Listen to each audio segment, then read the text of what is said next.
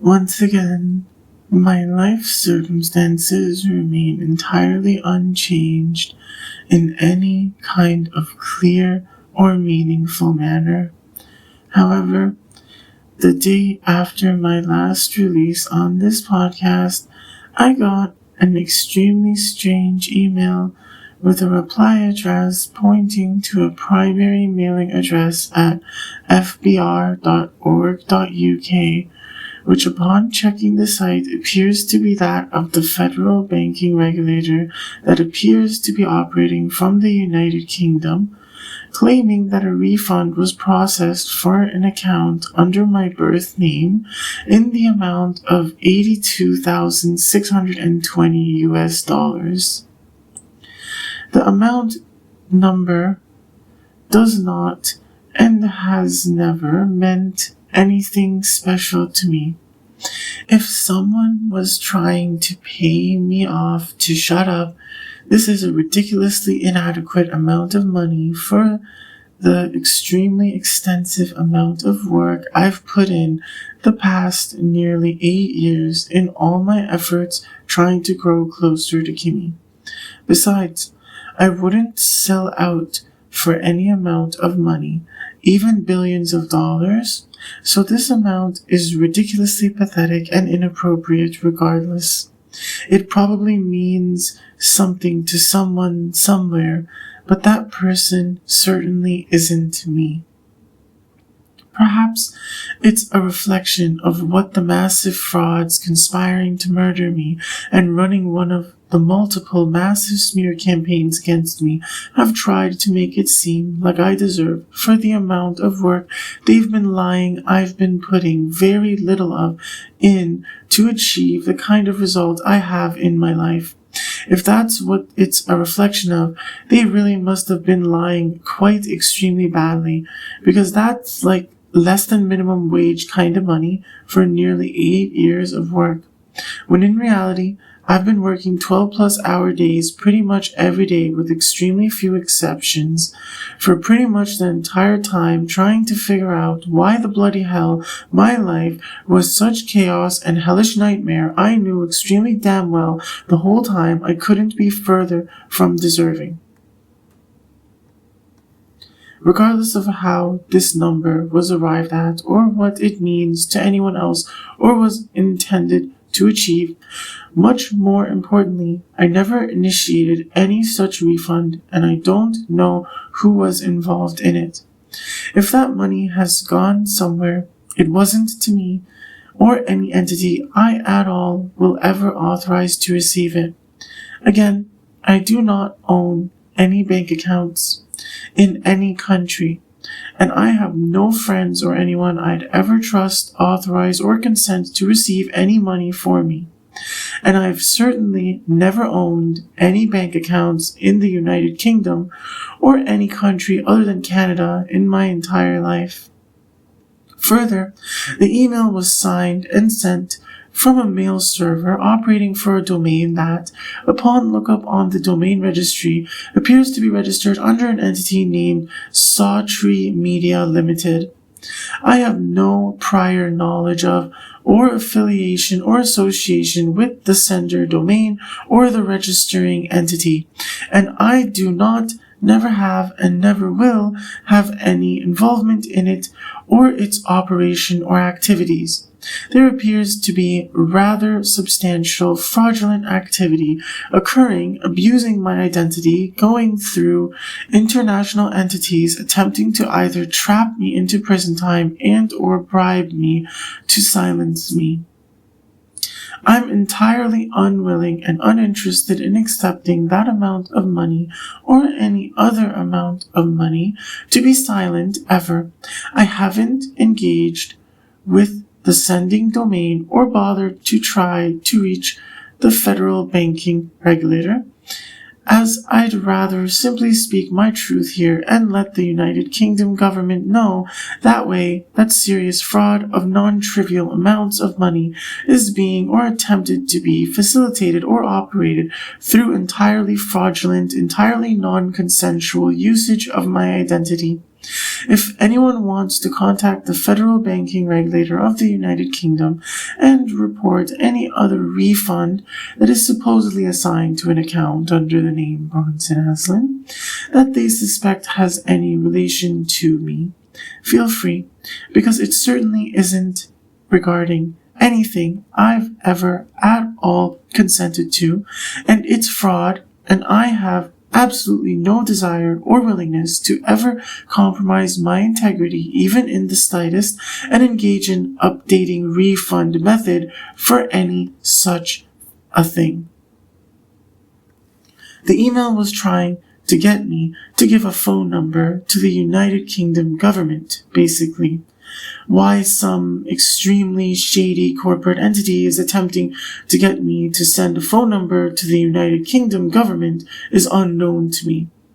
The closest guess I have is that Andrew Tate is from the United Kingdom and is a massive fraud trying to act like I support him or owe him something. Maybe that loser or one of his associates is trying to manipulate me or use me for money, or he tried to abuse my efforts at some point in time for his own selfish gain, and now it's being made increasingly apparent to me.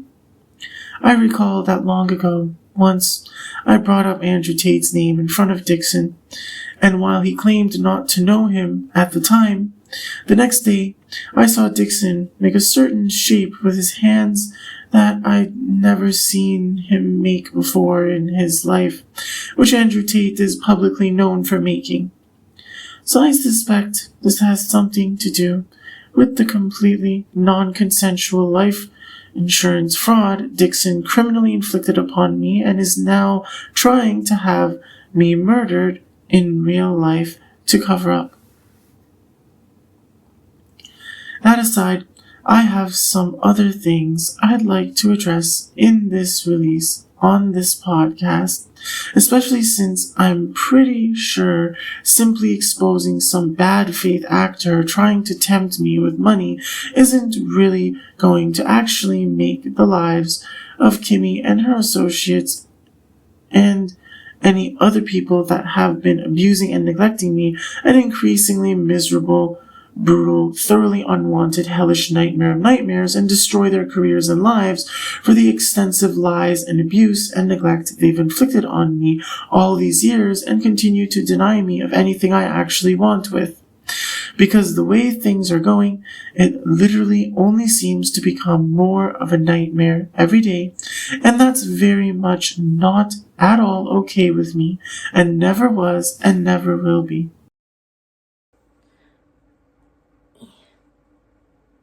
I don't know how to feel about my bangs. Oh, the restaurant yesterday. Okay, it felt really weird.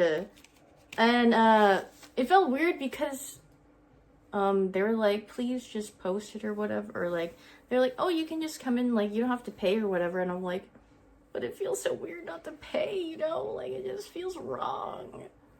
Yeah, that was the restaurant where they said I was Arya's wife or something. They're like, please come in. Like, I hope you have a great time and come in with your wife. And then it was just so random, but I mean, I thought it was funny. They're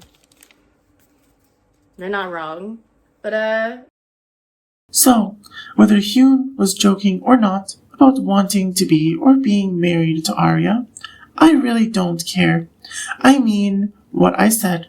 I am not, and never have been, and never will be pursuing or willing to tolerate any kind of romantic and or sexual relationship with either of them.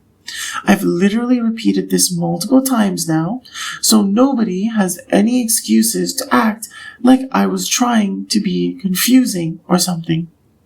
Anyways, suddenly, after I mentioned her in my last release, Hyun decided to dye her hair and is questioning how she should feel about her bangs.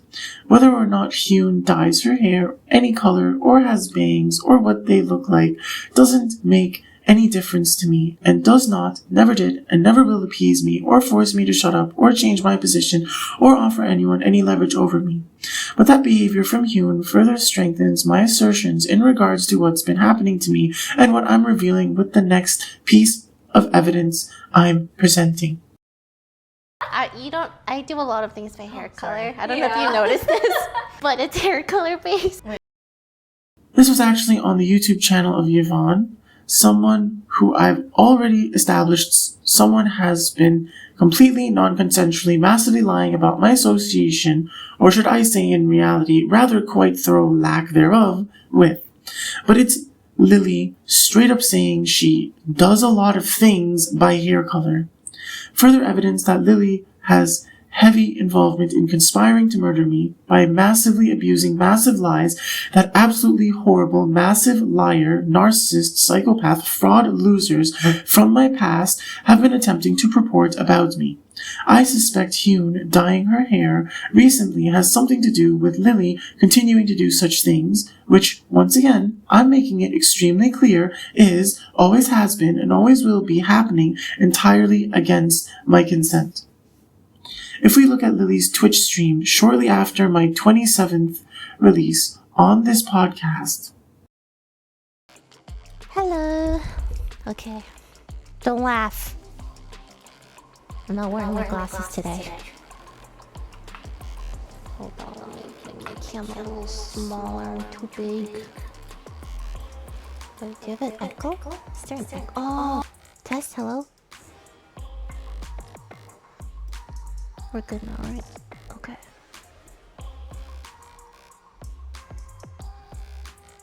Okay. I'm gonna go back into fighting games because it's been a while. Hold on.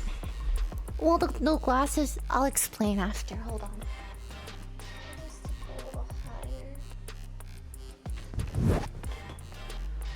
It was by... Yep, you got me. I got LASIK. No. I didn't break it.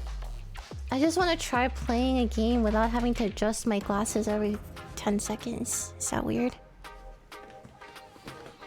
Also, I have contact lenses. I haven't used them in like a really long time. And I don't know if they expire. Do contact lenses expire? I'm not sure. But I wanted to try. So yeah. Also, I haven't played fighting games in a really long time, so... Contact lenses expire, right? Do they? Oh no, I've had these contact lenses for a really long time, and I just never use it because I really like... Also, I'm going to this event tomorrow where I'm getting my hair and makeup done and everything, so I'm debating if I want to go, like, without my glasses or with my glasses right now. So I'm trying it out today and see what the vibes are, you know? Because if it's like... If I don't like it, then I'm gonna put my glasses back on. Yeah. Seeing what the vibes are. It's kind of like... interesting. I haven't worn contacts in a really long time. Anyway. God, I just like... You know when you're not used to your face without something covering it? Like... Oh, is the Arcane premiere like not... Is that a... That's not a leak, right? Like, people have talked about it? Okay, I'm going there tomorrow. So I'm getting my hair and makeup done.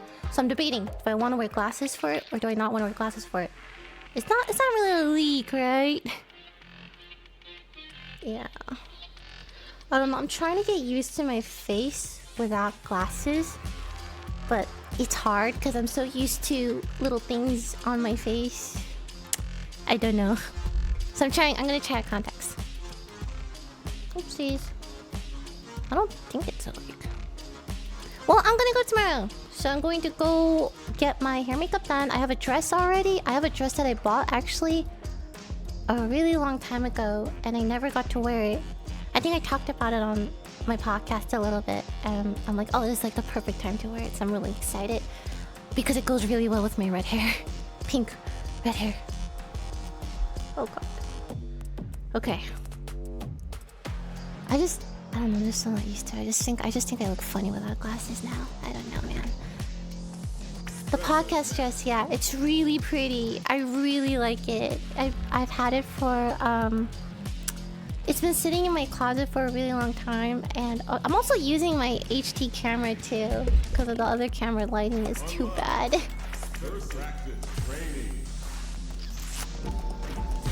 I have not touched Street Fighter or Tekken in so long. I thought I would jump right back into it.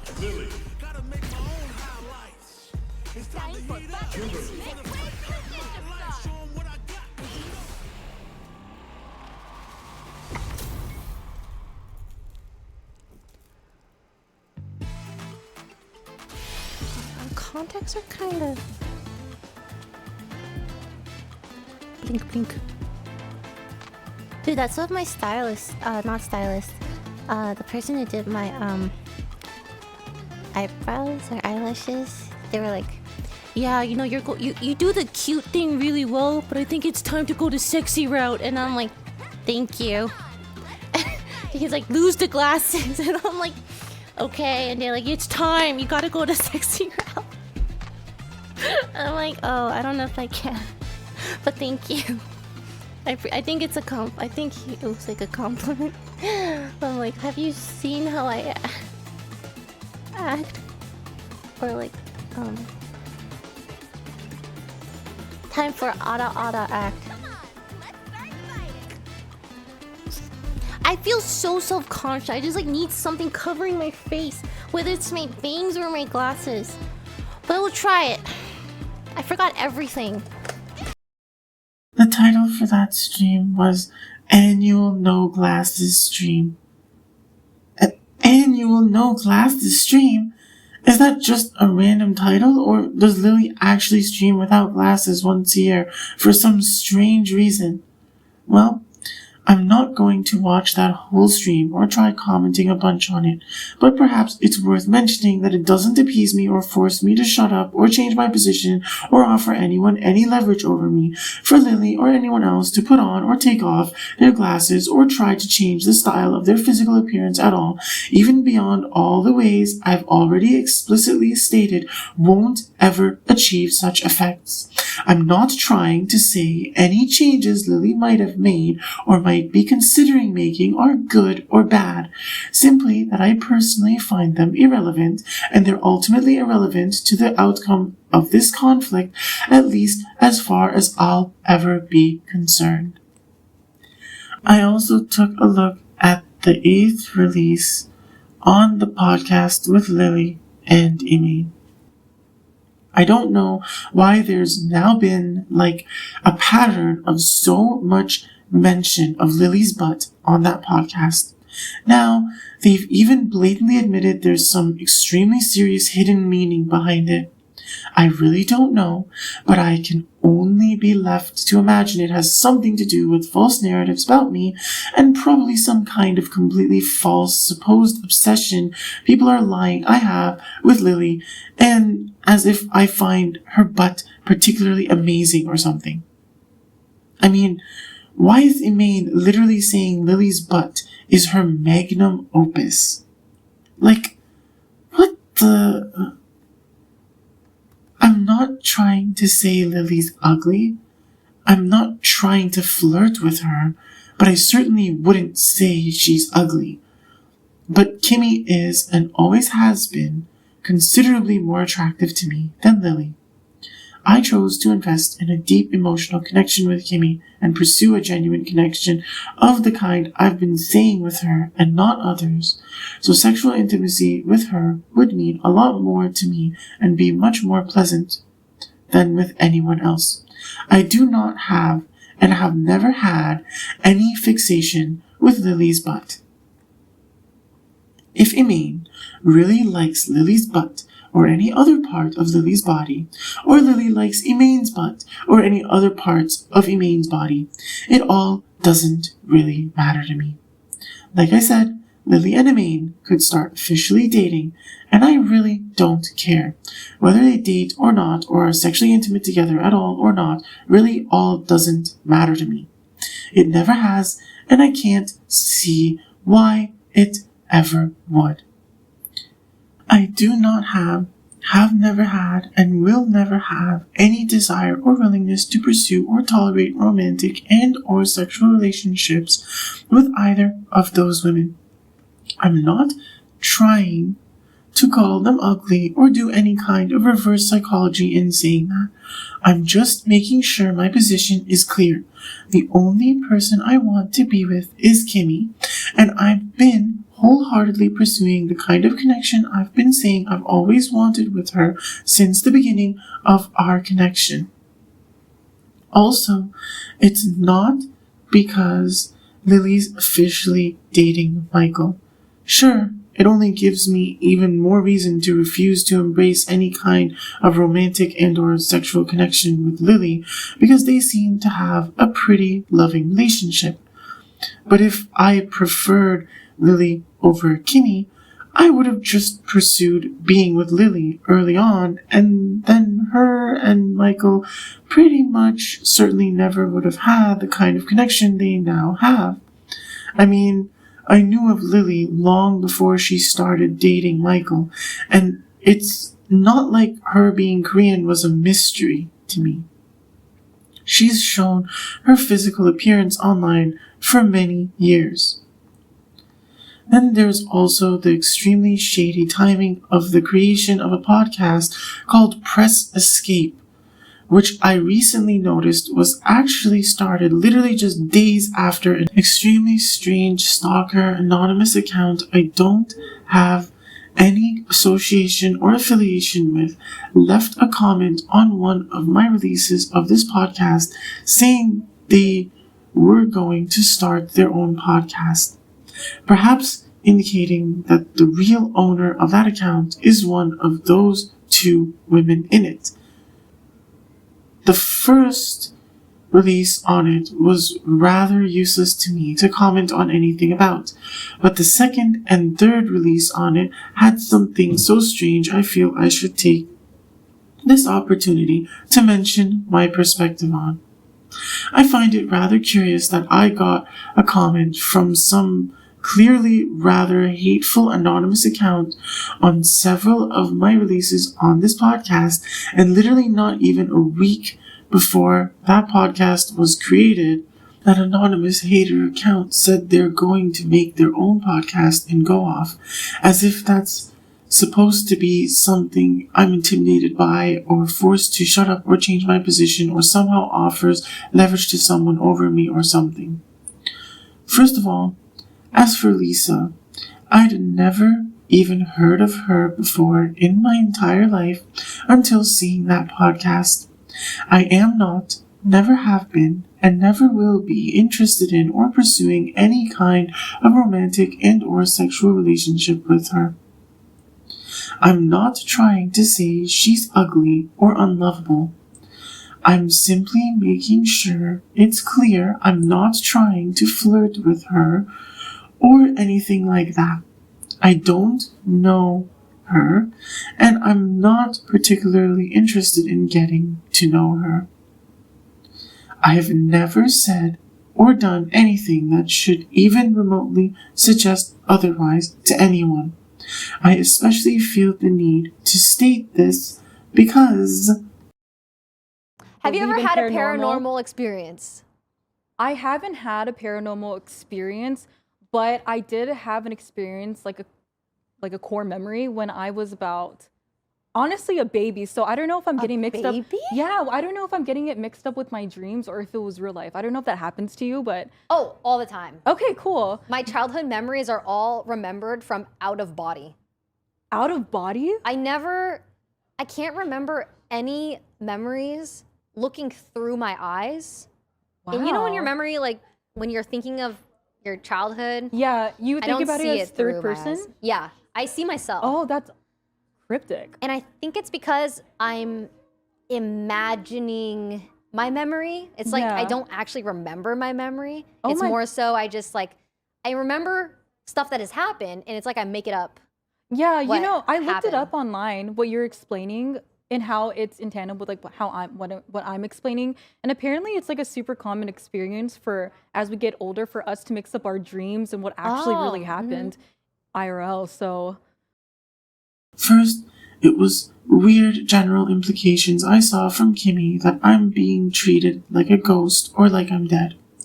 And then, months later, after I've started this podcast, Lily and Emaine talking about seeing ghosts and weird paranormal experiences in an extremely strange context, suggesting even more clear relevance to specifically the subject matter I've been addressing on this podcast.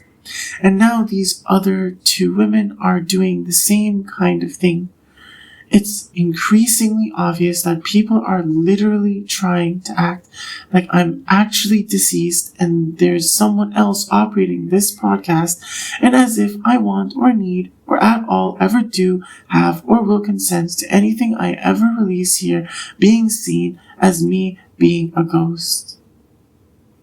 Nobody except me has the password to this account or any reasonably effective way to access it, apart from, I guess, internal Google or YouTube employees randomly abusing their power to hack my account or something. But my YouTube account's Google account is different from my personal Gmail account, and I highly doubt anyone else would be releasing things like I'm releasing, even if they did something highly unethical and probably illegal, like abuse company credentials to sabotage or control me. If I really had to, I'd just take my podcast to a different platform, and I'm sure YouTube knows that. I am not a ghost. I've said this already.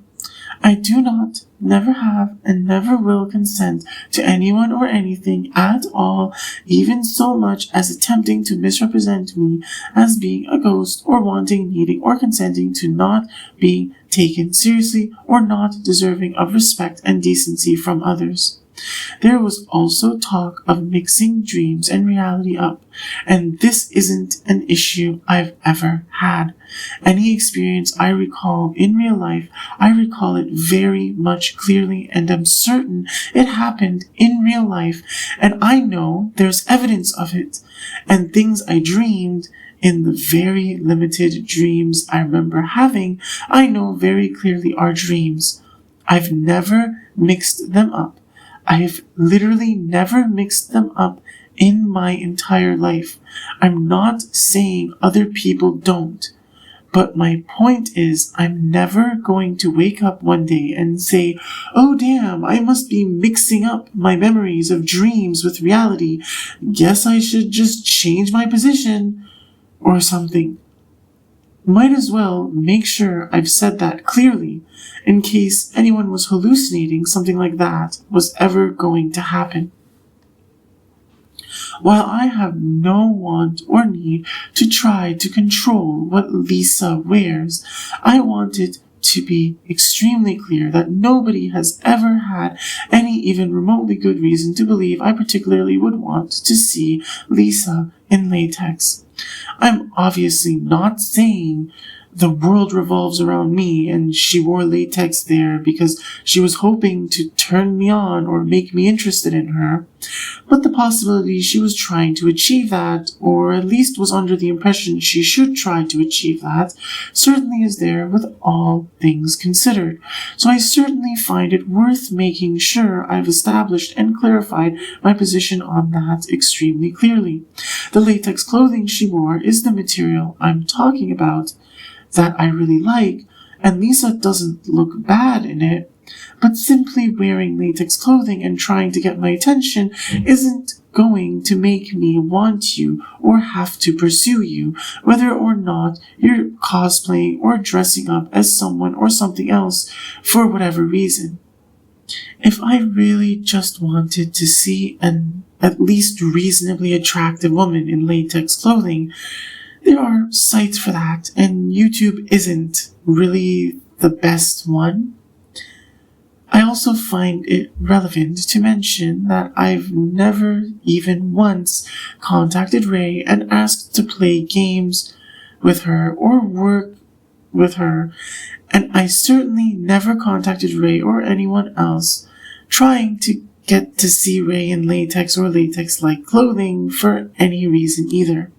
I am not, never have been, and never will be interested in or pursuing any kind of romantic and or sexual relationship with her either.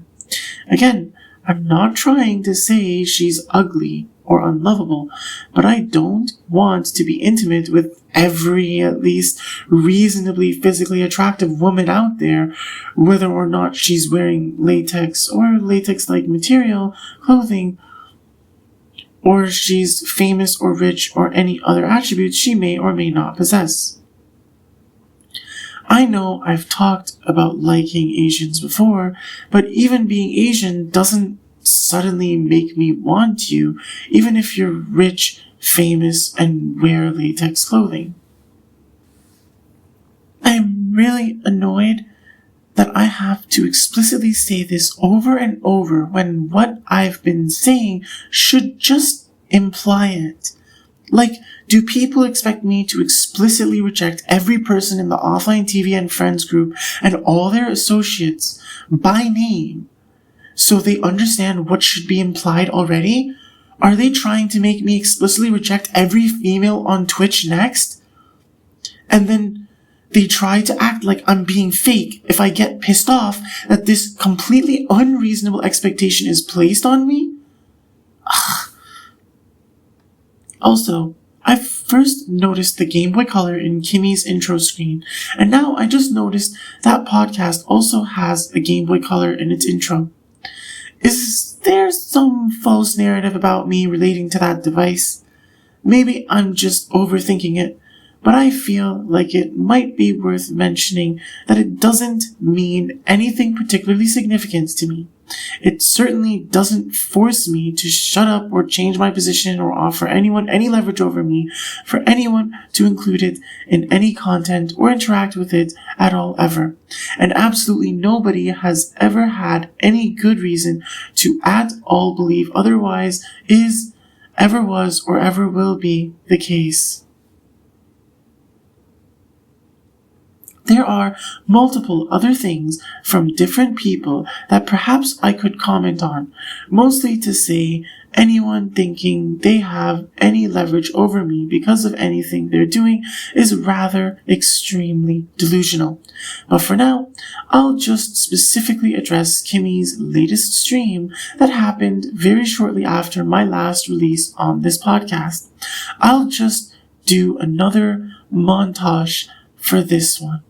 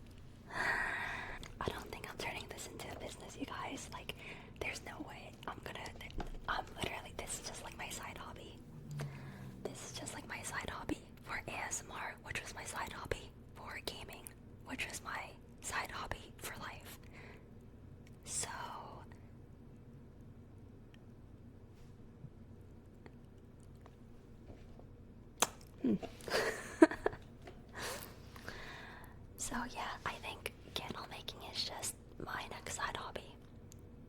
It's not gonna turn into a complete business. Nonsense. Imagine. Okay. This VOD is gonna be a documentary. Once I'm a multi-million-dollar business in 20 years, I'll look back on this VOD with so much memories and endearment and sentimentality. Here, chat. I need everybody in chat to say I was here.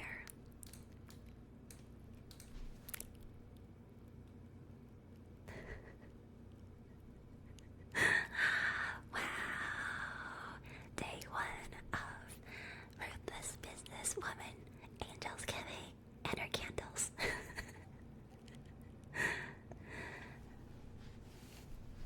That's actually so troll. But yeah, no, but for now, I do not have a business or a brand name or a company name. I don't have anything like planned like that right now, but anyway, so all I know is that I've been having a lot of fun making candles in my apartment, and that's about all I know. I will say, I don't think I am the best businesswoman. I'm gonna be so for real with you guys. I am just a girl. So, I'ma be so real. Like, if I want to actually start a business and be serious about it, I have to find somebody else to start it with me, because ain't no way, man. Ain't no way. I'm not gonna lie, I'm actually not that like business minded. I think I just like being creative. So yeah. The hour of yapping went by really fast.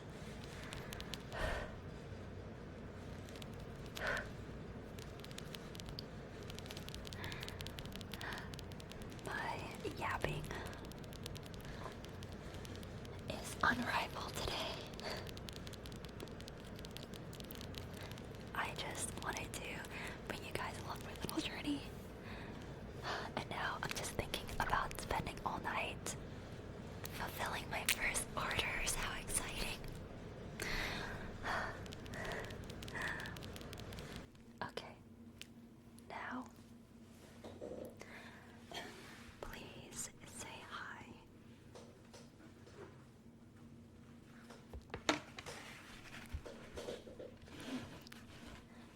To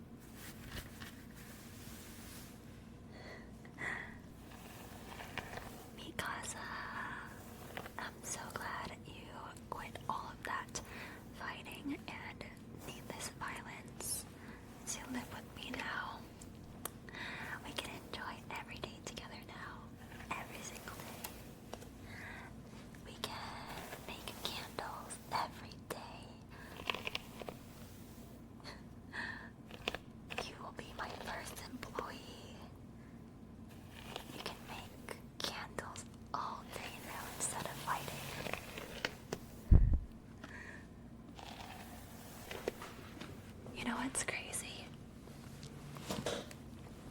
I feel like I can do like that overly attached meme really well, but in reality, I'd say I'm not like the most attached person, and I'm not like what I realize about myself is that like I'm just like not the most attached person to people. I get really attached to things that interest me, like my hobbies and my cat. That being said, I am a very loyal, detached person, so I'm usually friends with the same people my whole life, or like for a long, long time. Yeah, I'd say I am I'm detached but loyal. Just let me disappear and make candles for a month straight.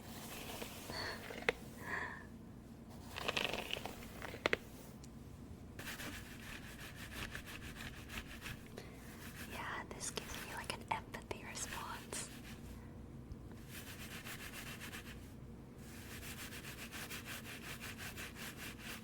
It's like I can feel what Martha's feeling.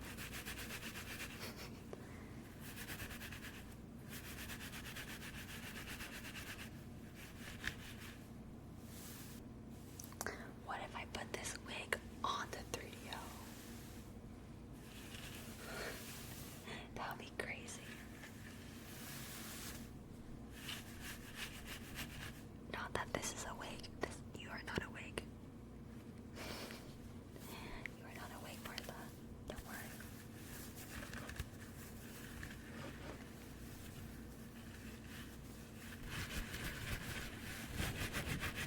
Oh my god. The amount of money I would pay to get a head massage like this right now. Oh my god.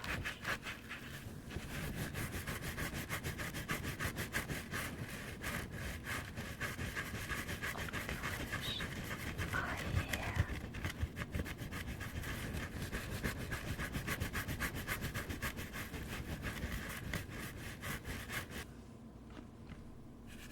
I am so jealous. I am actually so jealous. You know, I don't know why, but I feel like I would give good massages. Like, I should open up a business.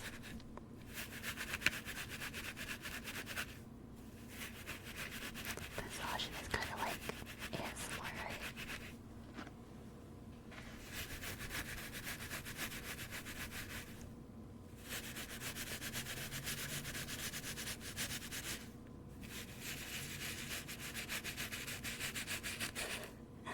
I will be the ASMR portion of Booze Cuts. I wish I could hear what you're hearing.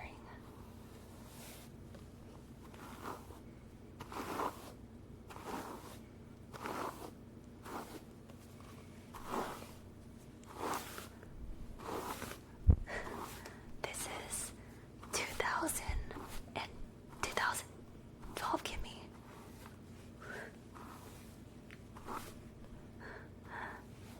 I walk a lonely road, the only road that I have ever known. Don't know where it goes, but it's only me and I walk alone. My shadow's the only one that walks beside me.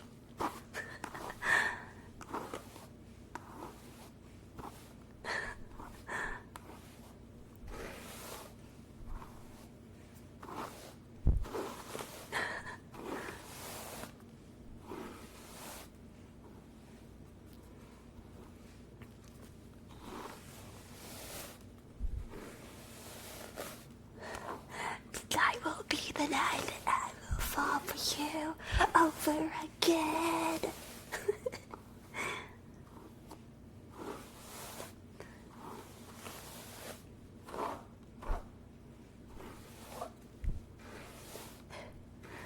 Oh man, okay, like that was like my high school, college years. Oh gosh, I'm like so old. Yeah, that was like my high school, I think. I was like 13.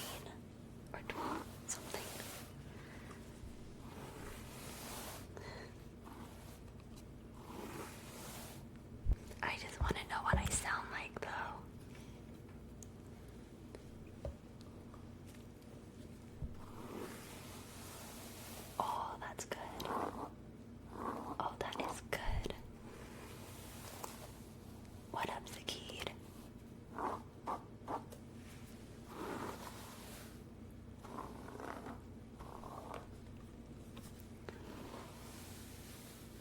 POV, I'm brushing your hair, but it's actually me.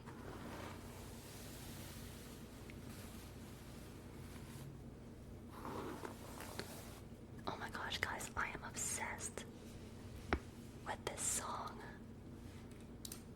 I forgot the name of it. It Spotify recommended it to me, and I think it's because I listen to Zakid's rap. It's called "Embrace It" by N-Dots, and it is so good. Oh my god, I cannot stop listening to it. It's not the kind of song that I thought I would like, but yeah, I highly suggest giving it a try. It's called "Embrace It" by N-Dots. It's like so, like, the flow is so good. I can't describe it. It's, yeah, usually not the type of song I will listen to these days. But it's like on like Spotify's top hits.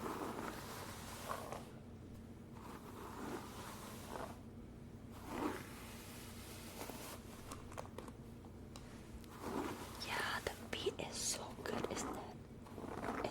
It goes so hard. I wish I could play it for you guys, but I don't want to get copyrighted. But take my word for it, it's so good. Oh my gosh. Oh my gosh. Wait, do you think I can play like 5 seconds of it?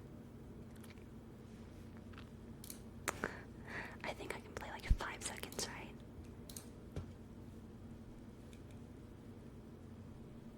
Yeah, we'll try like 5 seconds.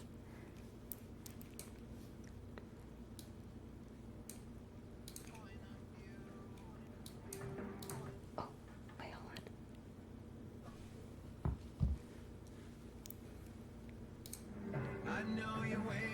Wait, hold on, that's Linkin Park. That's the wrong song.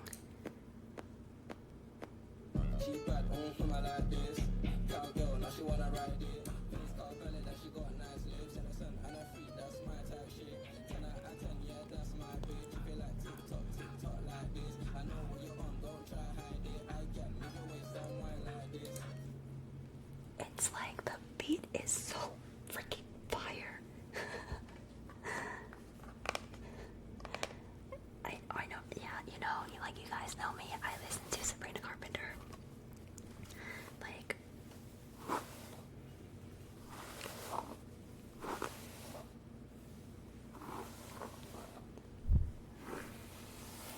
I need all of you guys to listen to it right now so you know what I'm talking about.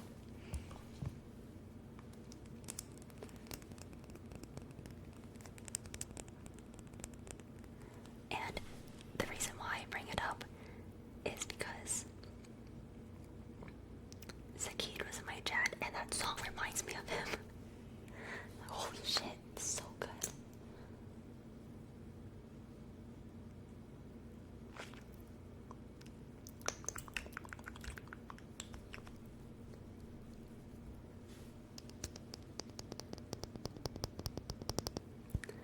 I do not want to light this candle, unfortunately, because this is going to be shipped off to a very special place.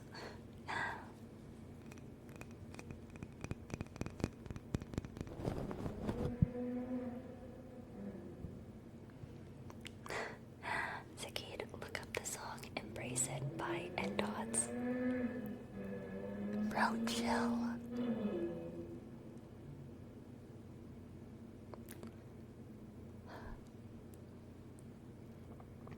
Anyway, sorry. A lot of people like doing donuts outside my apartment.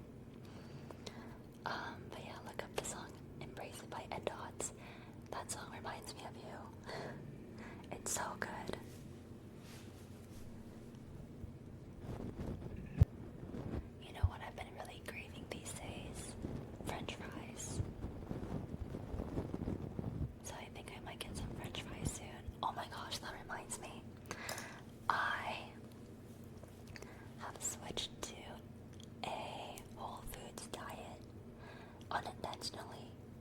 I just got like really lazy to cook, so then I just started making, like, eating foods that were just like salmon and rice and cucumbers and tomatoes. Like, I just got bored. Not bored. I got too obsessed with making candles that I stopped cooking. So now I'm too lazy to cook for myself because of my candles. So now all I eat are very whole foods. I always make sure to have salmon frozen in my freezer. Like, and I eat like salmon every single day with butter and thyme. Oh my god. I have to add garlic and lemon juice tomorrow. So I've been eating that. And then I have like 10 avocados in my refrigerator at all times. And I have a whole bowl of soft-boiled eggs. So when you open it up, the yolk is like a little bit runny still. Oh my god. So I keep like a whole bowl of soft-boiled eggs, like a whole line of avocados, and I keep bread, like my favorite bread. And then I am getting into cucumber tomato salad now because it's so easy to make and it's so healthy for you. So now I have cucumbers and tomatoes, and I want to mix it with like red wine vinegar and herbs like parsley. Oh my gosh. Oh my gosh. So I feel like people have been telling me I've been like glowing recently, and it's because all I do all day is make candles and eat salmon, eggs, avocado, whole grain bread, rice, and vegetables. And the only sweets I eat, I will keep ice cream and Oreos from Whole Foods.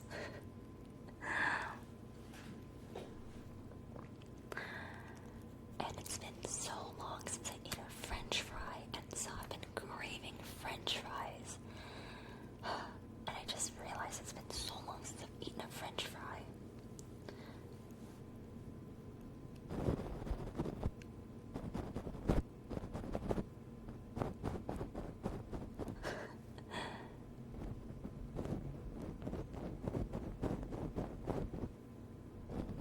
I might make my own French fries, but I think, gosh, French fries at like Five Guys. Oh my god. Sometimes I'll deadass just buy a bag of French fries from Five Guys and like reheat that in my air fryer if I'm like really, really craving French fries.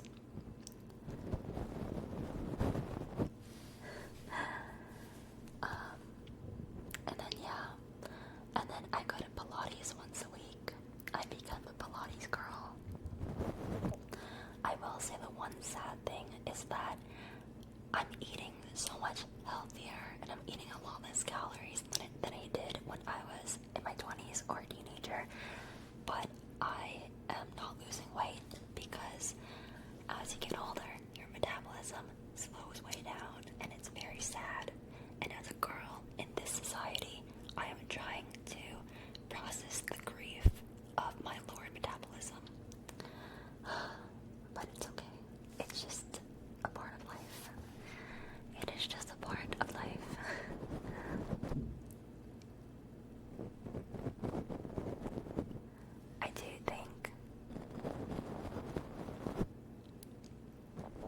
I do think if you want to lose weight when you're older, you have to work harder. And I'm lazy right now, so I will do that later, if anything. I love that you guys love candle talk.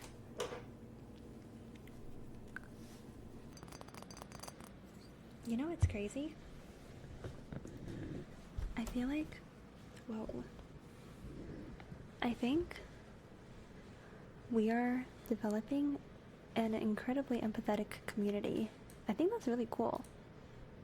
To develop like a really empathetic, intelligent community on Twitch, that's like kind of rare. You guys are kind of cool. I'm actually really surprised by your guys' level of knowledge. Like I've always been. Someone in Twitch chat always knows the answer to something. But I think it is really cool to have like a empathetic, conscious community on Twitch. Like, damn, that's awesome.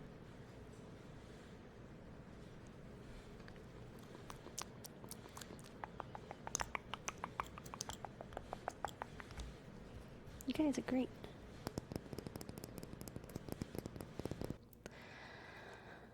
So, I should probably go to sleep, but the thing about streaming is that it gives me an adrenaline boost. So, I actually have a difficult time sleeping for like a few hours after a stream.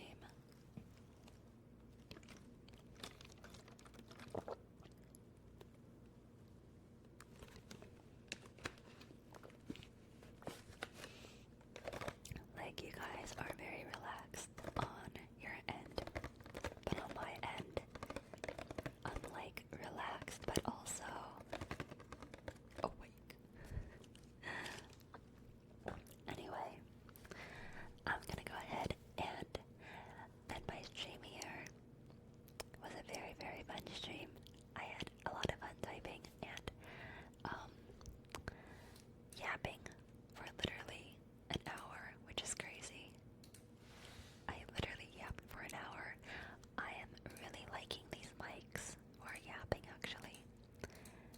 It kind of makes my voice sound like I'm doing an ASMR podcast. You know what I mean?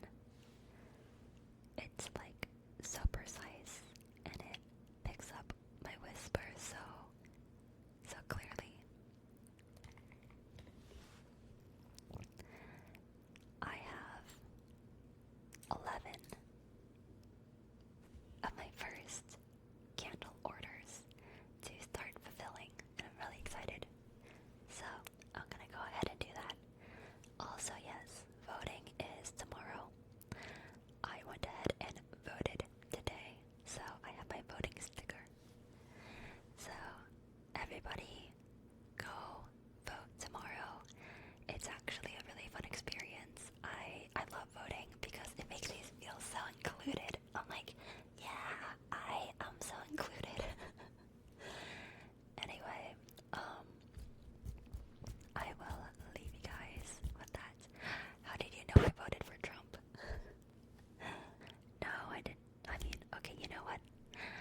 I don't want to get political in Twitch chat because, especially with ASMR, my intention is to give everybody good feelings, good vibes, and relaxation, regardless of your values and political preferences. Everyone has their own reasons for voting for the people they do, and I don't want to make anyone feel bad about the choices they make. Unless you vote for Trump, then shame on you. No, I'm kidding. Okay, so that being said, I will leave you with that.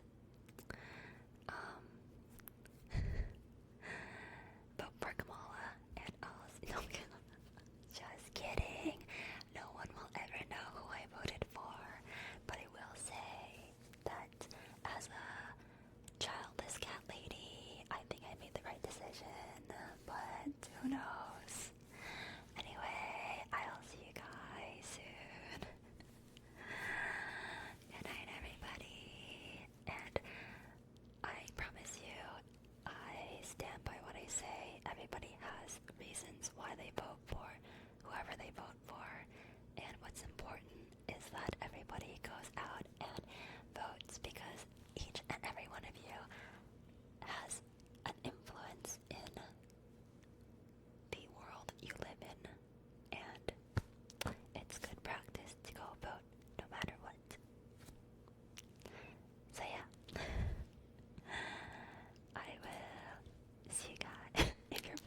up, though. Stay home. What?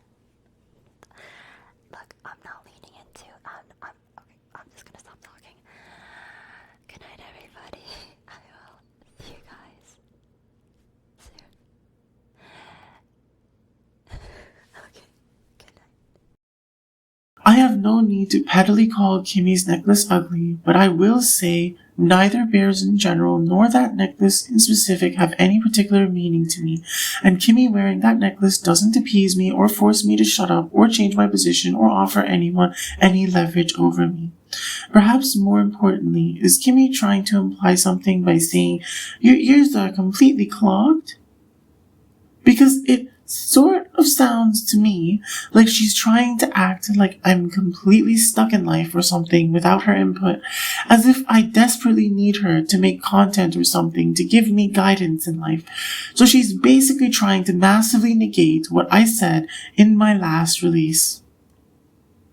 Not only can I go on my own and do video game development entirely on my own without any of her or her associates or anyone from my past's help, which I owe absolutely none of my ability to do whatsoever to Kimmy or any of her associates or anyone else in my past, but also the only effective consequence of me having to pay any attention to Kimmy at this point is just having to defend myself against constant, extremely serious existential attacks from massive false narratives created by her and her associates, and to whatever extent other people that used to be in my life that had those narratives perpetuated and facilitated by Kimmy and her friends. I have to do this just so my life isn't brutally destroyed with massive lies being purported by people literally trying to get me murdered or make me commit suicide because they want to cover up their literal crimes against me. This is a purely detrimental effect on my life. There's absolutely no part of it that's nurturing or even positive by any even remotely reasonable stretch of the imagination. It's blatantly extremely malicious at the very least, and I wouldn't say it's an exaggeration or inappropriate at all to call it actually criminal. The demonstrable extent of intent to harm me is so blatantly irrefutably proven by me that continued attempts are beyond reasonable doubt conspiracy to murder me.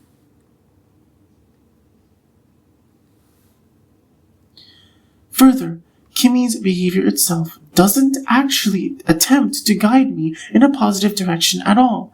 It only attempts to utmost viciously, unapologetically, brutally, emotionally dysregulate me and trigger me into behavior that her and her associates and whoever else all massively warp as some kind of abusive tendencies or something that they want to claim I have because they want to validate their extremely disgusting treatment towards me, like I'm some subhuman, disgusting piece of garbage.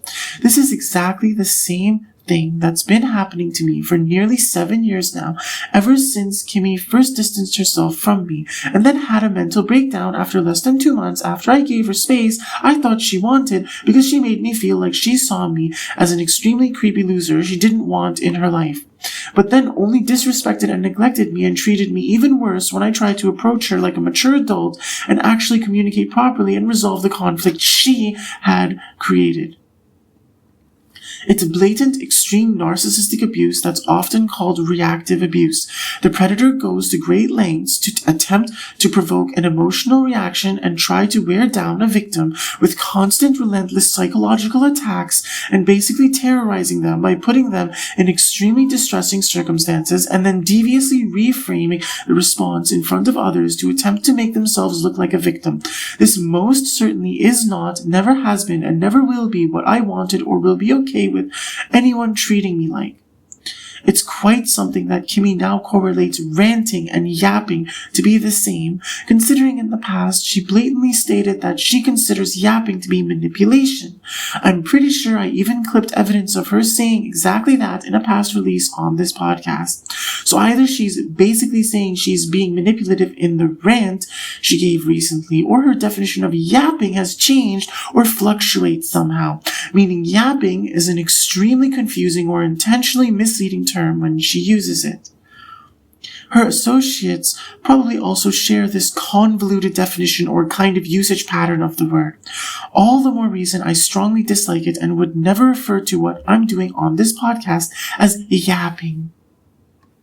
I find it suspicious that Kimmy blatantly says she feels like she blacked out for the first hour of her stream. For the last several years, most often the most damning things she'd do that were the most abusive were done during the roughly first hour of her Twitch streams. Is she at the point now where she's trying to justify blatantly just forgetting everything she's done all these years that have led to this conflict escalating to where it has because of how viciously, unapologetically toxic and detrimental to my existence she's been with her attitude and behavior towards me? Because I'm pretty damn sure she didn't actually forget. Get real. This is far from the first time Kimmy's mentioned being a ruthless businesswoman as well. Why is she pretending like she's just now going to become ruthless? Excuse me? And the kind of abuse she's put me through for her own selfish gain, advancing her career as she calls me a stalker and harasser and reports me to the FBI because her and her associates are conspiring to murder me for their selfish gain and want to lie and get away with terrorizing me and trying to drive me insane, isn't being a ruthless businesswoman? And she says she won't turn it into a business and then proceeds to explain exactly why she thinks it'll turn into a business practically in the same breath. And people try to tell me or treat me like I'm crazy for knowing I'm being conspired against when the person I should have been cuddling with right now behaves like this. I'm really unclear on what this whole candle making thing Kimmy's doing is really about. She talks about her life being chaotic and says she needs to get it off her chest that she's been focusing on making candles. It sounds like it's some kind of guilty confession, and I still really don't know why. I just know it's definitely not some really innocent thing it looks like on the surface. I mean, I'm pretty sure Kimmy wasn't expecting to end up being obsessed with making candles if you asked her a few months ago what she thought was in store for her future. Now she's even talking about being just a girl and apparently not very good with business and feeling she needs someone to help her start this candle business. I'm not inherently against Kimmy starting a business, nor of starting one with her, but I most certainly need to have the nature of my connection with her made much more clear to me privately and publicly, and also be explained the deeper meaning behind what started all this interest in candles for Kimmy, to be sure it's not malicious towards me, and then if it seems okay, then I could be okay helping her if she wants. But I am not, never have been, and never will be trying to be just a business partner or boss or something like that to Kimmy. And I'm going to make sure it's extremely clear to her and everyone else that the personal, intimate relationship between me and her will always come first for me. I find it rather strange that Kimmy said her yapping is unrivaled today when she did that stream. I'm pretty sure she didn't do the best rant in history there, but if we use the interpretation of yapping to mean manipulation, that certainly seems to make a lot more sense to me why she'd consider herself being the most unhinged, demonic, manipulative, narcissist psychopath in the world in the kind of conspiracy to murder behavior she demonstrated towards me. This was basically the same kind of thing Jamie already tried that I also did a montage exposing before on this podcast. But actually worse, because I've insisted on feelings for Kimmy throughout the years, but gave extremely little attention to Jamie ever, so Kimmy knows it's irrefutable that what she's doing is exceedingly blatantly shady.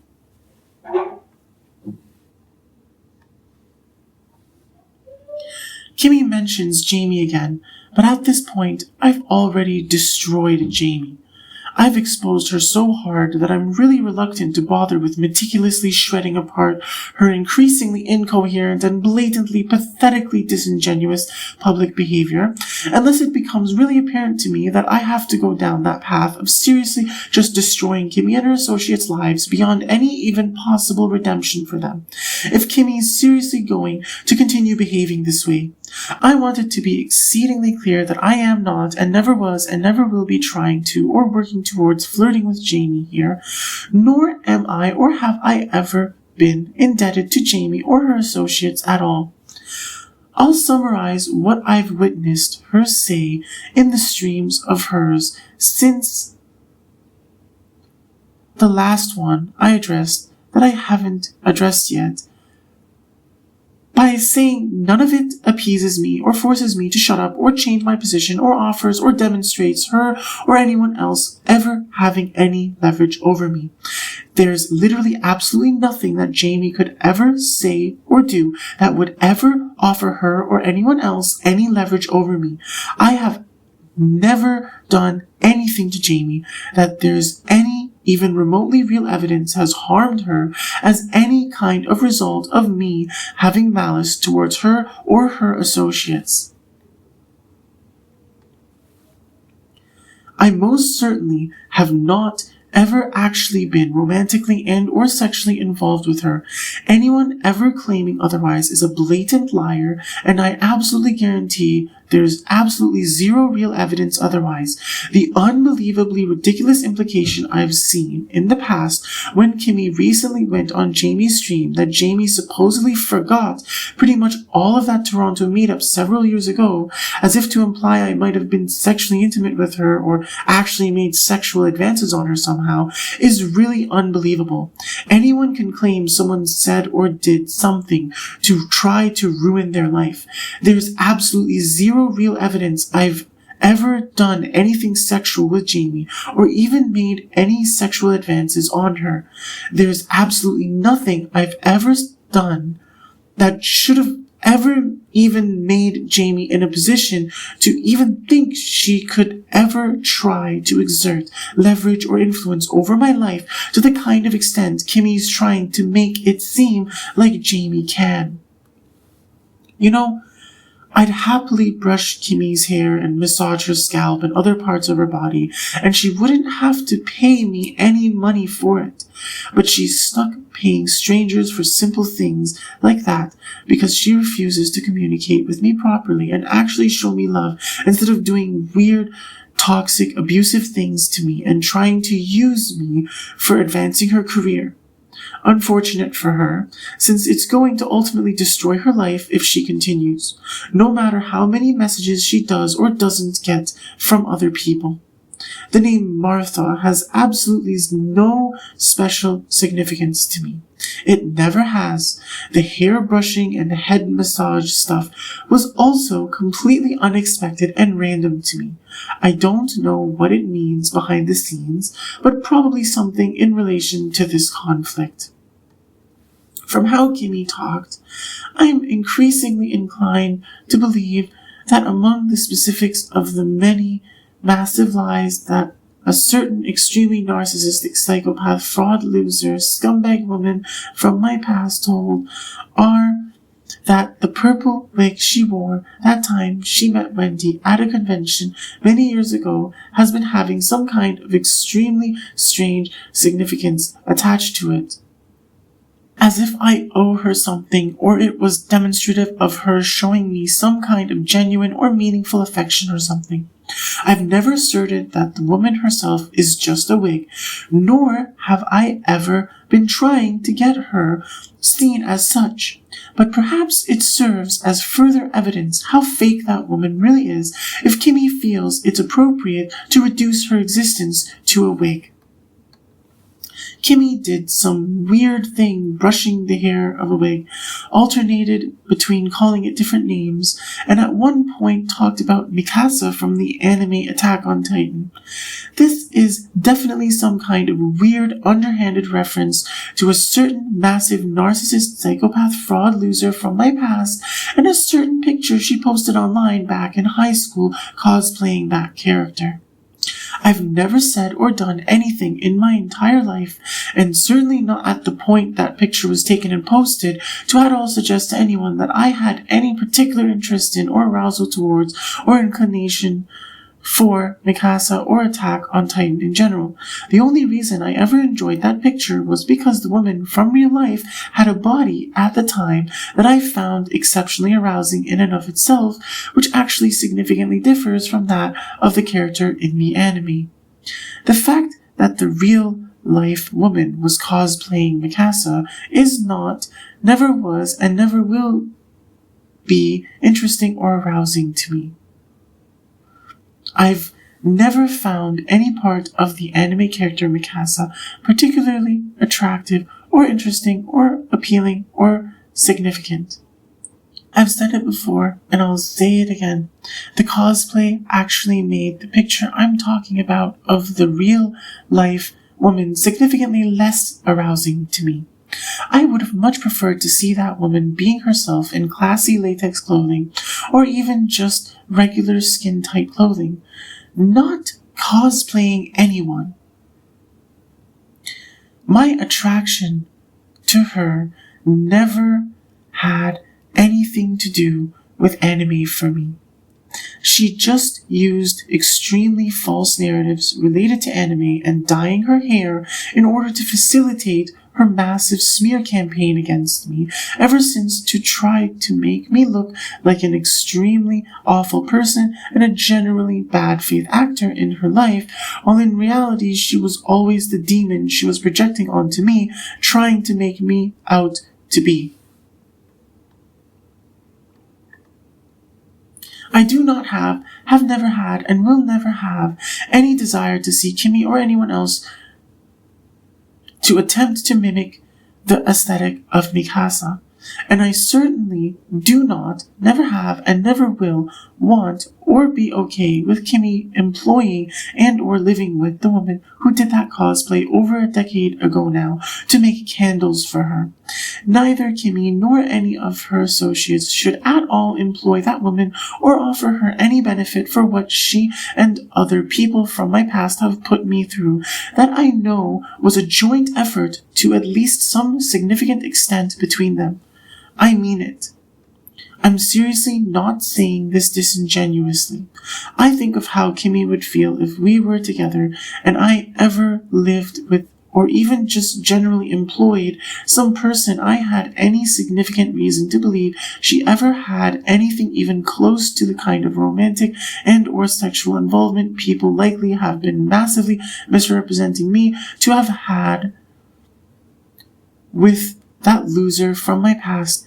And whether or not Kimi actually had such involvement with that person, it doesn't even matter. I'm sure it'd cause serious problems in our relationship.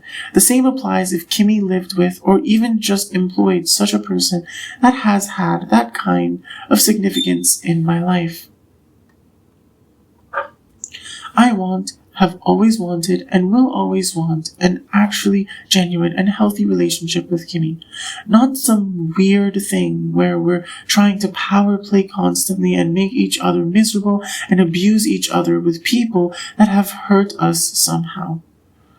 I'm sure there are much healthier ways for us to make money than enslave people that have extremely seriously hurt us in the past and would seriously harm our connection moving forward if we allowed them to.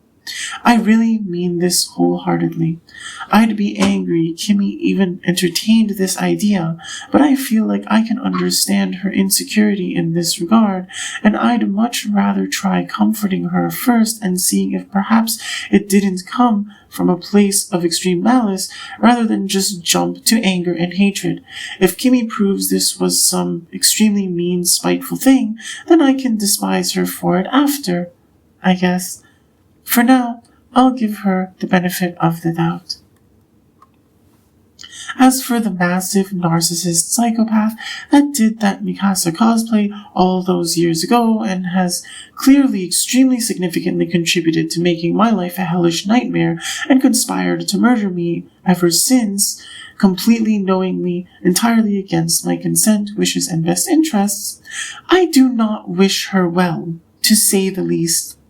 Again, if I was going to do something like explicitly give orders to eliminate someone from existence, doing so in a public podcast like this is obviously not the correct way to go about it. And I'm not trying to make myself look bad or get the YouTube channel of my podcast banned or restricted somehow. So I won't do that. But let's just say that it's rather clear to me that any fighting or violence that the losers from my past have inflicted on me isn't something they've quit, or at least not voluntarily. And again, to whatever extent it might ever continue, it's happening entirely against my consent, wishes, and best interests, and should not be entertained or facilitated by anyone at all. As far as Kimmy's dialogue on her attachment to things, no, I don't want to let Kimmy just disappear and make candles for a month straight. I don't goddamn want Kimmy to be loyally detached from me in this weird toxic thing she's doing where she's clearly interested in me and my life, but she's too scared or something to accept she has an extremely serious and deep attachment to me, whether she's comfortable with that or not. I'm not ever going to be comfortable or okay living with such a detached dynamic from her, whether loyally or not. I still stand on what I said about never really trusting someone if you're talking about the stupid kind of trust. But I've never cared for Kimmy like sharing her passwords to things with me or telling me every little detail of her existence. I wouldn't expect it of her, and she'd best not expect it of me. But that's obviously not necessary in a relationship, even a really healthy one. That doesn't mean you're loyally detached. I'm not loyally detached from anyone. That literally just sounds like attachment issues. Like I said, I only have a secure attachment style, so I'm either going to be securely attached to someone or not at all, whether it's romantic or otherwise. That's how I live my life, and it's never changing. People have tried and appear to still be trying extremely hard to project their insecure attachments onto me to make me seem insecurely attached, but that was an issue with them, not me. I'm only going to continue to demonstrate that, whether anyone likes it or not. Kimmy talking about having an empathy response and feeling like she feels what the wig she was playing around with feels, it seems to me like that had really devious underhanded meaning as well. I feel like it further shows me the extent to which people have been lying about me. Not that it surprises me at this point.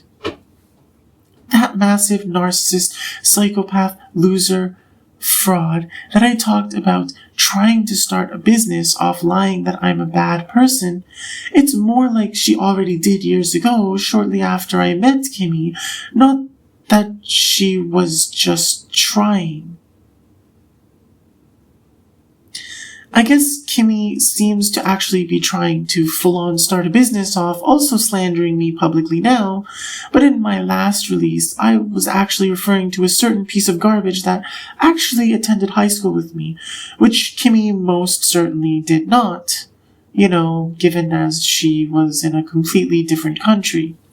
The loser I was talking about, I've mentioned her name before, and I really don't want to keep repeating it and bringing her up and coming off like I want to give her attention or owe her something.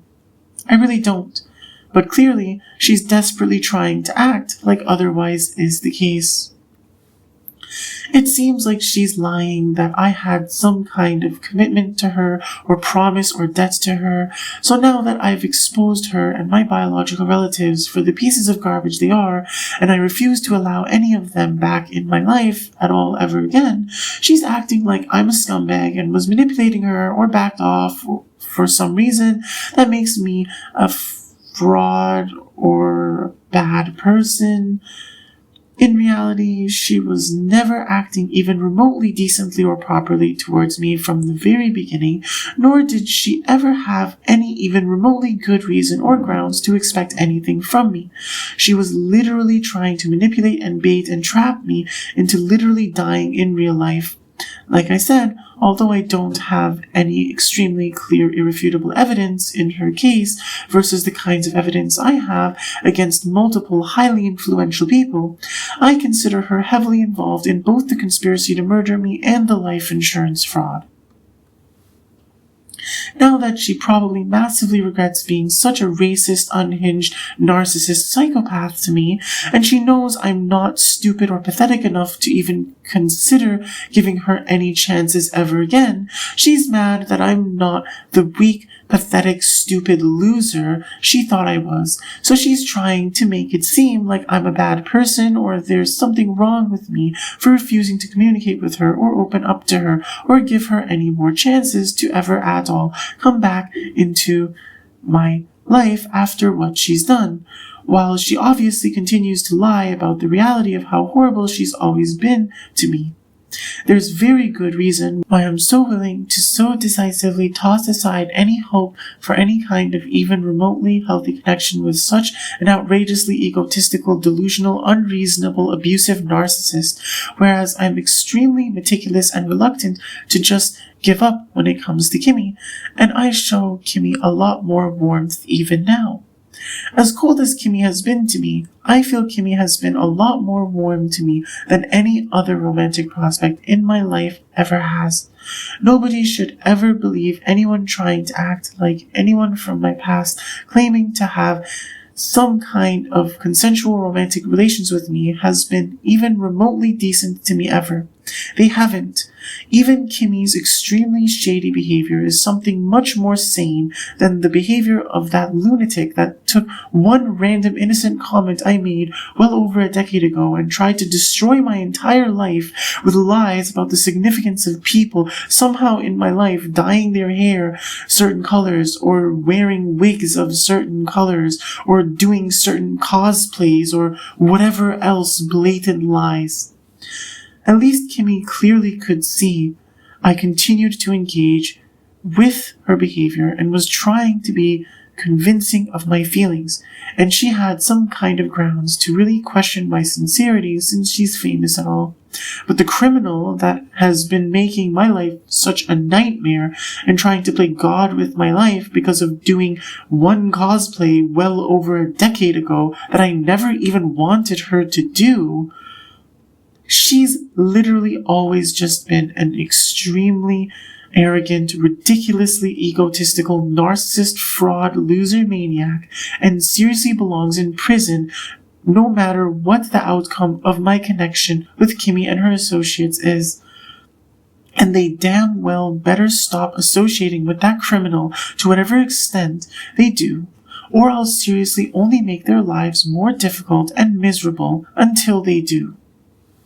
I feel like Kimmy would indeed give good massages of various kinds, but I do not, never have, and never will be trying to get her to open a business out of it. If she's going to give anyone a massage, I'd strongly prefer I'm the only one she's giving massages to. She said she considers ASMR to be a kind of massage as well, so I should probably clarify that I'm not saying she absolutely has to quit ASMR to be with me, but I'm assuming she was mostly really talking about, like, physical massages in person, where she mentioned massages. In which case, I certainly see no good reason she should be going around giving massages to anyone but me. I mean, I certainly wouldn't be giving other people massages, but I feel I could give Kimmy good massages if she wanted. And I'm not trying to make a business out of giving massages myself either, nor have I ever or do I see any reason I ever would in the future. I really don't know what kind of extremely warped, strange thing is going on with Kimmy's interpretation or representation of ages, but she, seriously said she was 13 or 12 years old while being in high school or college. That definitely doesn't sound true, because that would mean she was a genius prodigy or something, and this would be the first time I've ever heard of that, if that's the case. She also said she was that age in 2012, which just blatantly can't be true since she's older than me and I was like 18 in 2012. But I seem to recall her using some weird delusional reference frame of people being born in the year 2000 once before as well. And I'm talking about, reality. I have no particular fixation on the style of aesthetic or music Kimmy showed briefly at the time she said those things, and neither see them as particularly good or bad.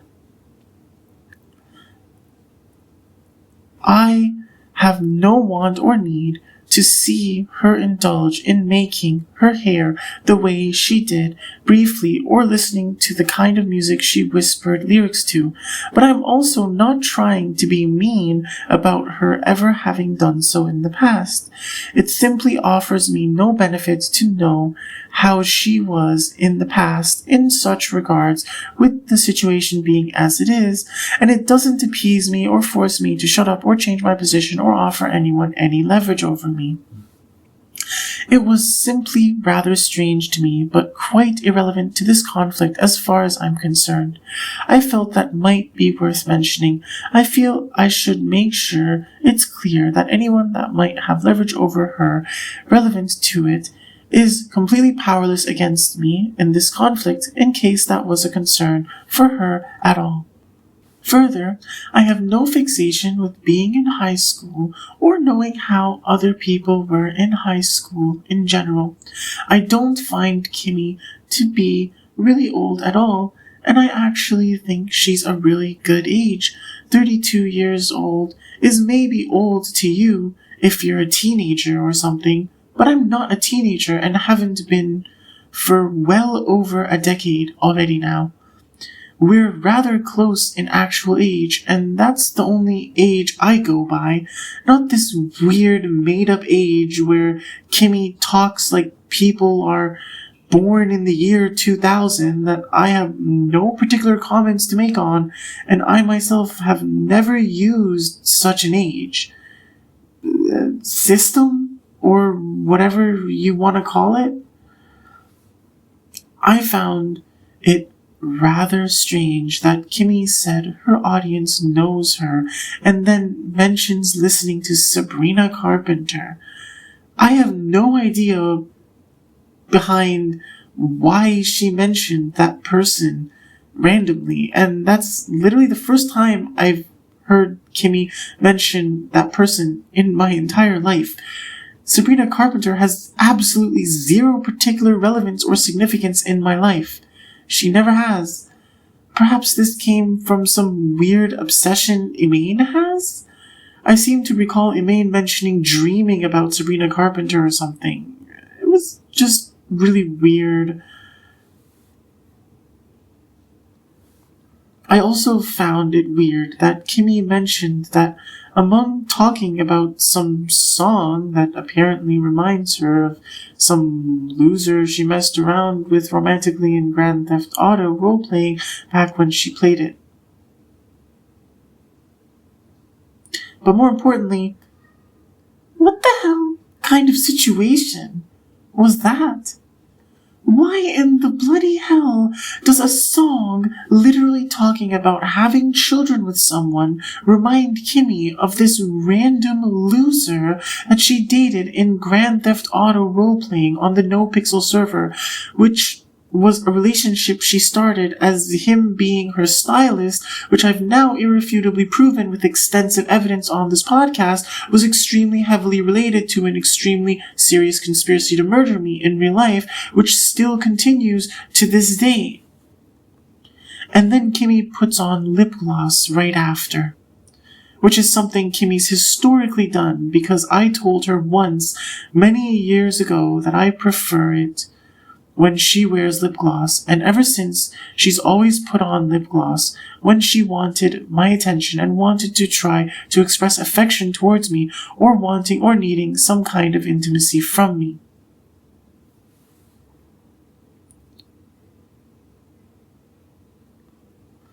So basically, if I just go silent which could have happened if I actually got murdered, by the way. So let's not forget Kimmy still is treating me basically hoping I get murdered in real life instead of being even remotely decent to me. Or if I don't know, somehow did something she tries to perceive as pushing her away. She's clearly trying to make me seem like I'm consenting to her behaving how she has been towards me, even though she clearly should know extremely damn well that I never will consent to that. I most certainly do not, never have, and never will consent to Kimmy having children with anyone, including but not limited to in any video game with Zagid or in real life with the person that's been playing that character. Absolutely unconditionally. It doesn't matter whether or not Kimmy's going to treat me properly, ever. I will never validate it or consent to it or even behave in a way that even hints at me being okay with it. And I will never allow either her or that dude or anyone else that ever has children with Kimmy to be even remotely okay or end up prospering at all as a result of such an unacceptable insult and harm that they'd be inflicting on me in ever doing so. That loser Big Skanger or Zakid or whatever you want to call him needs to back off from Kimmy and understand she made an extremely serious mistake ever even considering being at all romantically and or sexually involved with him to whatever extent. Also, perhaps I should make it extremely clear that my lack of desire or willingness to ever at all validate or tolerate Kimmy getting pregnant with anyone isn't purely me showing affection. It certainly isn't something I'm indebted to her or anyone else to do. I'm not making this release or saying what I'm saying in it because Kimmy has any ability to force me to ever validate her going against my consent in any regard, whether or not she ever puts on lip gloss or any other makeup or clothing or changes her aesthetic at all, temporarily or permanently, for any reason at any point in time. If anyone's instructed or forced her somehow to do it, that person or people also have absolutely zero real leverage over me or ability to force me to shut up or change my position as well. Kimmy simply putting on lip gloss doesn't benefit me at all. The only reason it ever benefited me at all to begin with was because I feel she looks sexier with it on, and it was comforting to me to see potential for a serious, healthy, committed, intimate, heavily sexual, in-person relationship. And again, I'm not talking about making content out of having sex with her. I mean in private for our own mutual pleasure with no desire or intent to ever share it on the internet or with anyone else. Whether for free or for any amount of money. But I'm not trying to wait indefinitely for some potential that Kimmy only seems set on increasingly viciously sabotaging and trying to misrepresent as me being a bad romantic partner and having some kind of secret ulterior motives that I clearly do not and will never have in my efforts pursuing her. If Kimmy seriously doesn't want to, or for whatever reason is unable or unwilling to have the kind of connection I'm saying extremely clearly that I've always wanted with her, then her wearing lip gloss means absolutely nothing beneficial whatsoever to me and hasn't for a very long time. And in reality, she knows that extremely damn well. If anything, it only demonstrates the extent of malice she has towards me. If she's trying to extremely deviously abuse it, to try to emotionally dysregulate me and trigger me into acting in ways she and her associates frame as abusive or make me seem like my silence is some kind of validation for her extreme abuse and neglect and dating other people.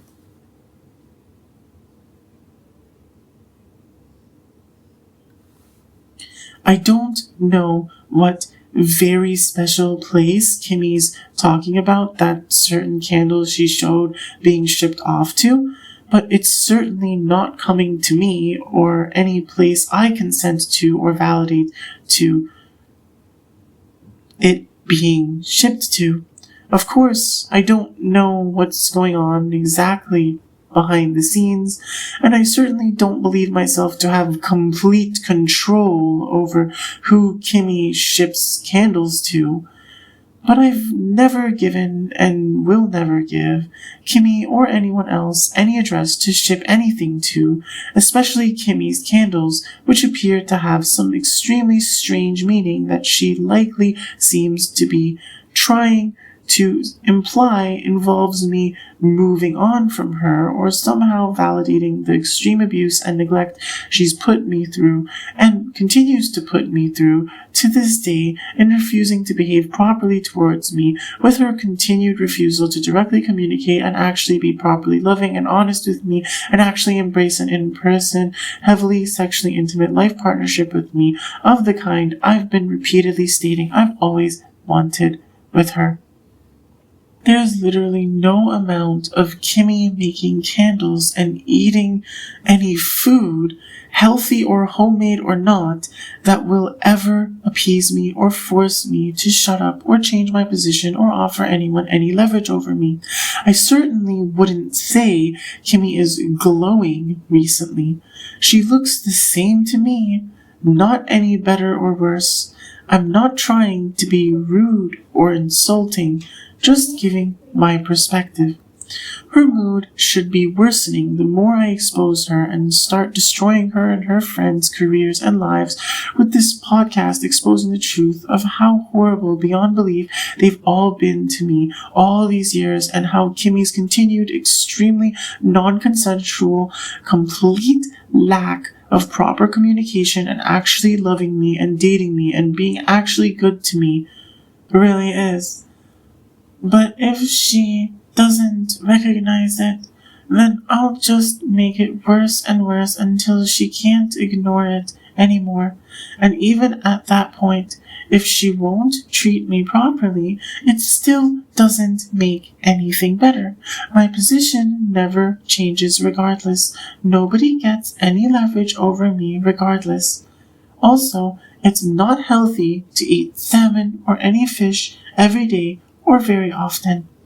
There's a lot of lead and other harmful things in the water that the fish swim in that gets absorbed in their bodies, that will compound in your body at a harmful rate if you eat fish often, and it can lead to things like high blood pressure and heart attacks and other serious health complications over several years.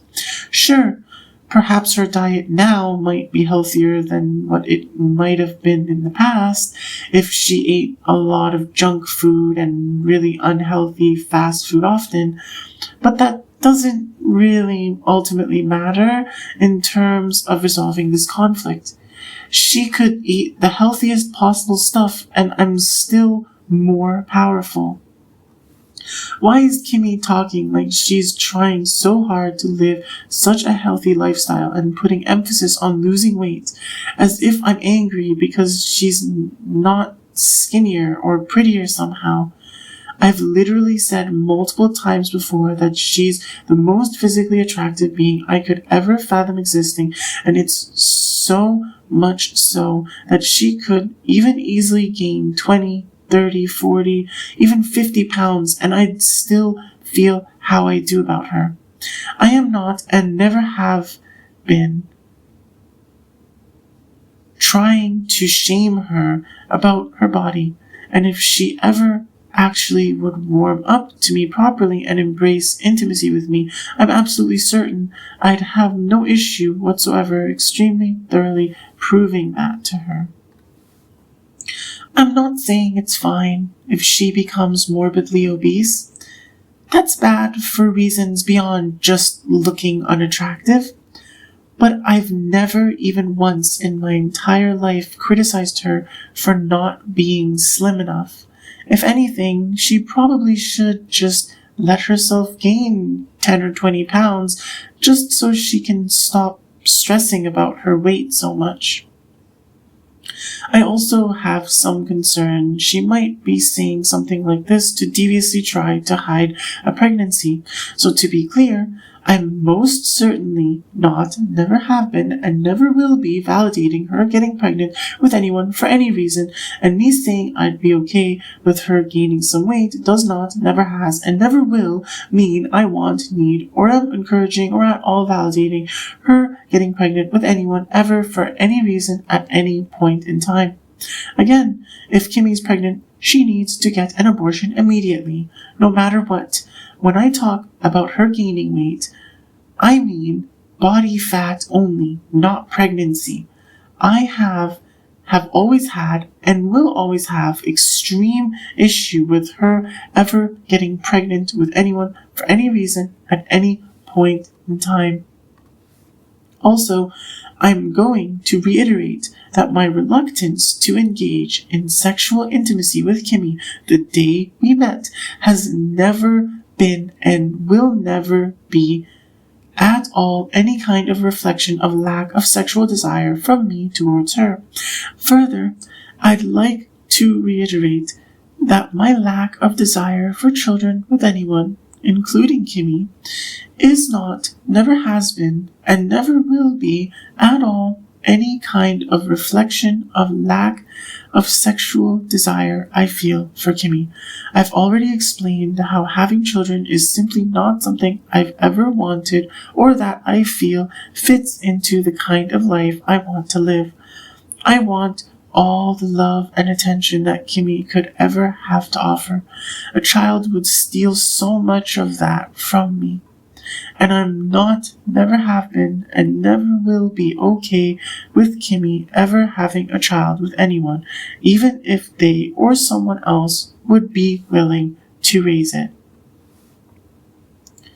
I've already explained what me ever at all validating Kimmy having children with anyone means in terms of my own existence, and I'm not, never have been, and never will be operating with any kind of death wish or suicidal tendencies in how I've dealt with Kimmy, or anyone else for that matter. I absolutely unconditionally will not tolerate people twisting what my lack of desire or willingness to ever have children of my own with anyone, or at all validate or tolerate Kimmy to ever have children with anyone really means. I wanted to be clear that I don't even understand clearly what candle talk means, and while I have no need to pettily hate on it, I certainly don't love it, and I'm not sure what she thinks she's doing, but I certainly find it increasingly strange and unacceptable if she's going to try to justify everything she's done to me and ultimately reject me and try to act like I ever will consent to that, as if I do, ever have, or ever will consent to it, because she's making candles or having candle talks, since she basically started having roughly 1 hour talking segments on her streams to begin with as a result of me entering her life and giving her so much time and energy and love and affection as I have. I can't imagine this strange behavior with candles isn't extremely heavily correlated to her massive participation in and facilitation of smear campaigns against me and her attempts to destroy my life by lying that I'm a bad person somehow. Overall, that whole stream was, again, the same kind of thing Jamie tried earlier.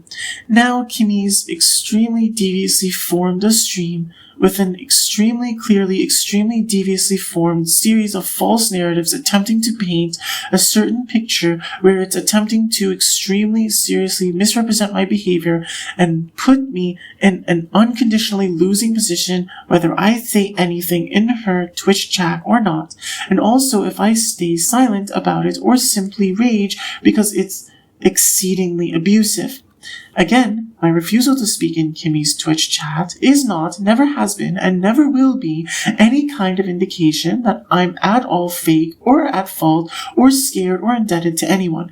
It does not, never has, and never will mean I'm appeased or forced to shut up or change my position or anyone has any leverage over me. It most certainly does not mean I'm empathetic towards her extreme abuse and neglect towards me and her attempts to try to somehow force me to validate her rejecting me and going and dating and possibly even having children with anyone. That certainly includes that Twitch streamer Big Skanger that Kimmy refers to even in real life as Zakid when that's supposed to just be a character in his Grand Theft Auto role-playing on NoPixel.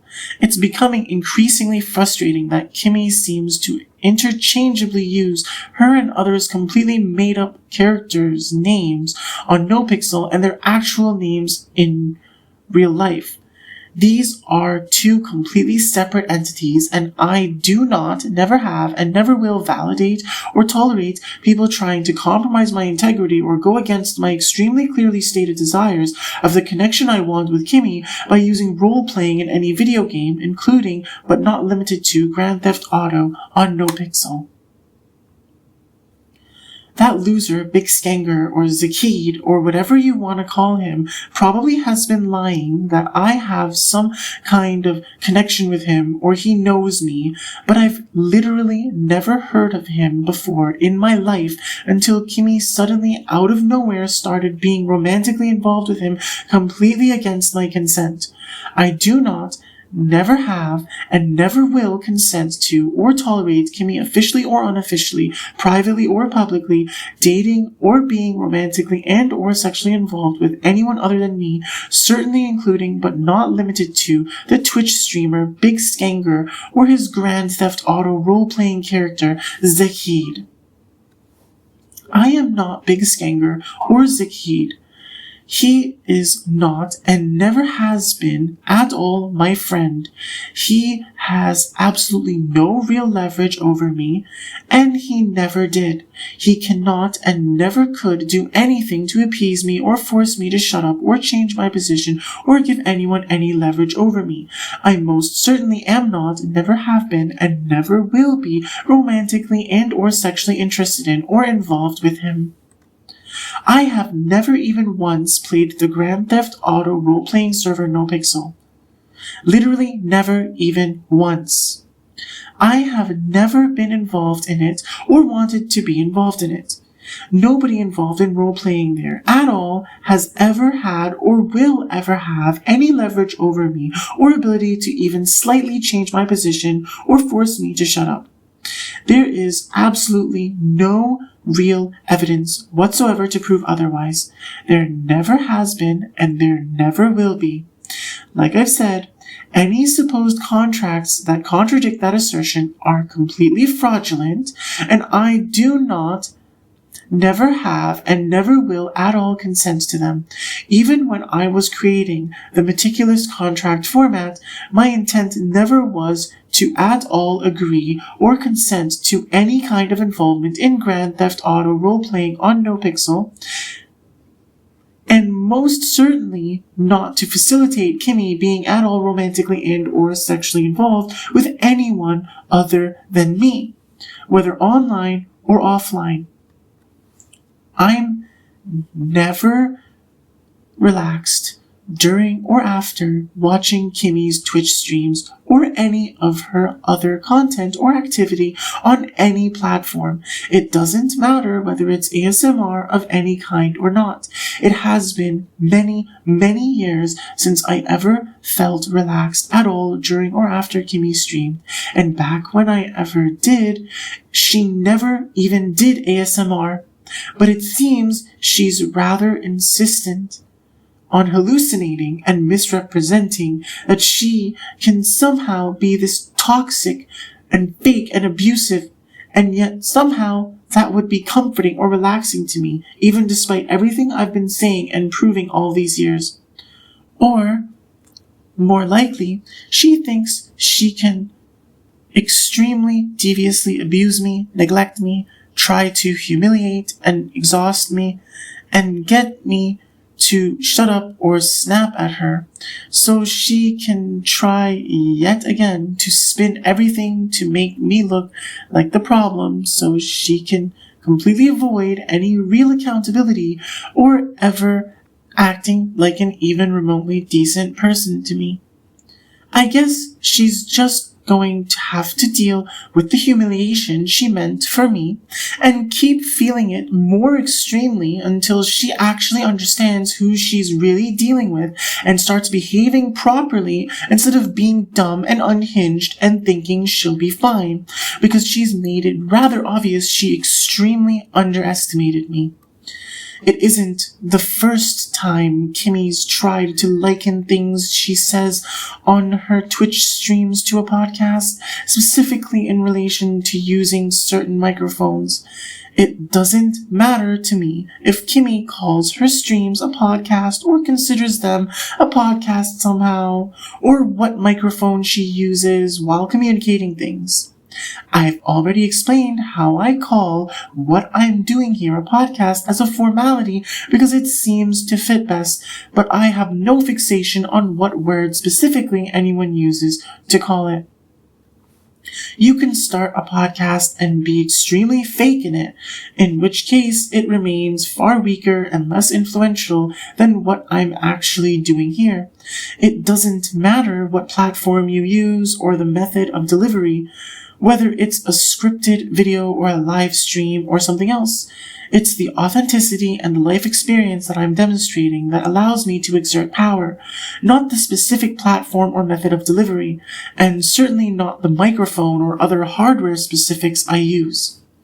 It's even more questionable in meaning what Kimmy's trying to communicate in attempting to compare her streams to a podcast, because Kimmy calls what she's doing yapping, which we've already established is a flimsy term when she uses it.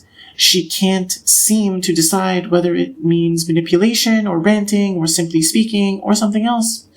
So she basically doesn't even really know what she's doing when she yaps. Yet I'm, supposed to be intimidated? While I've always had an extremely clear purpose to what I'm doing and known exactly what I'm trying to achieve and my capabilities all along? I don't think so. I don't feel bad about my choices regardless of Kimmy's or anyone else's political positioning.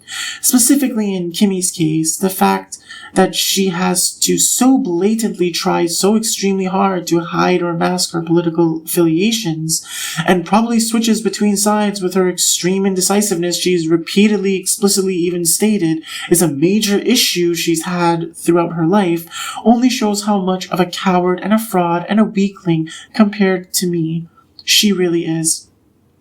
I can and will continue to boldly proclaim that I have no political affiliation, and anyone at all attempting to communicate otherwise is a blatant liar and a fraud trying to completely non-consensually warp, manipulate, and abuse the reality of what I'm saying and doing here and have been saying and doing all these years. Like I said, the naming of this podcast is not, never has been, and never will be an endorsement or affiliation with the Red Pill movement purported by people like Andrew Tate. It also is not, never has been, and never will be an endorsement or affiliation with anyone that identifies as black-pilled. I've already explained this. I operate on authenticity and my principles and have no indebtedness to anyone. There's perhaps some strength in being able to maintain a facade, especially as someone more influential. It's not like I ever failed to recognize that, but influence operates with a need for some kind of sense of fundamental authenticity as a requirement. That necessarily follows that true, deep authenticity gives you more influence than merely a facade ever could. People might try to pretend like a fraud, but the reality remains. And even if I'm eating out of garbage cans and shivering at night, sleeping on the streets, homeless in winter, I'll never let them act like I consent to what they're doing or I deserve it.